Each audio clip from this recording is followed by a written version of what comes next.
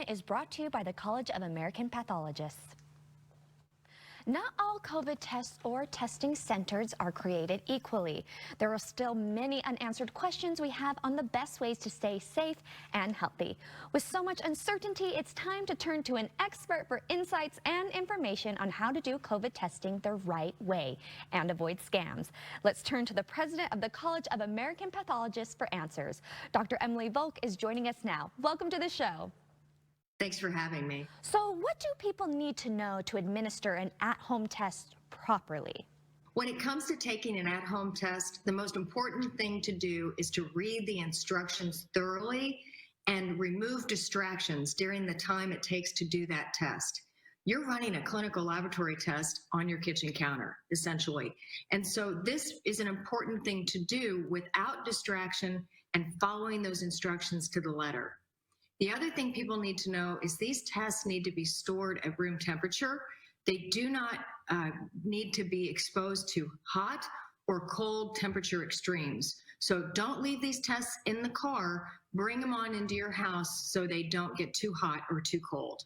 Okay, so why is it important that any collection center or laboratory doing COVID tests is accredited and adhering to the very highest standards? Well, the thing about accreditation is it tells you that laboratory is making sure that the test results that they get are accurate and reliable.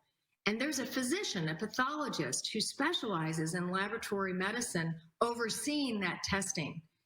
And so the dedication to quality, to excellence, to make sure you get the best test result is really important. You don't want to have results that are kind of right or sort of right when you're talking about, the health and well-being of your loved ones. Okay, so this next question, I'm sure many of us are wondering, are rapid antigen tests more accurate than PCR tests? And when should we get one or the other? The thing about rapid antigen tests, these are the at-home tests. They're convenient, they're relatively easy to use, and you can get results quickly. They are not as reliable or accurate as the tests that we run in the laboratory. However, they do have a role, and they're an important part of our toolbox as we fight this pandemic. The thing about it is you've got to make sure that you're taking the results that you get from that rapid test and use some common sense.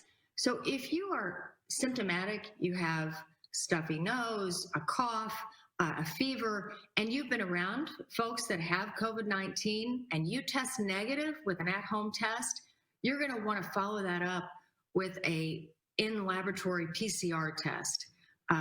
And you'll get a better result and make sure that your test is truly negative. Okay, perfect. What questions should we be asking medical professionals? Well, when you go to one of these drive-through testing sites, you're going to want to find out who's running that drive-through testing site. Is it a reputable organization? If it's an organization you've never heard of, that's a red flag. The other thing you're going to want to ask is, where are they sending your test for analysis? Most of these drive-through testing sites are really just collection sites. And so finding out if your laboratory test is going to an accredited laboratory where quality is the utmost importance, that's what you're going to want to know.